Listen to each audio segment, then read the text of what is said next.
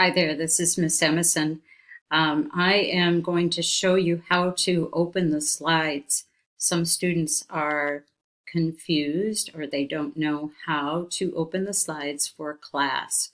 So for the slides for this week, we're going to go to quarter one.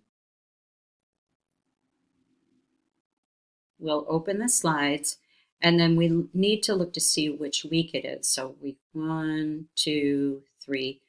September 28th. Oh, that's this week. So we'll click on that.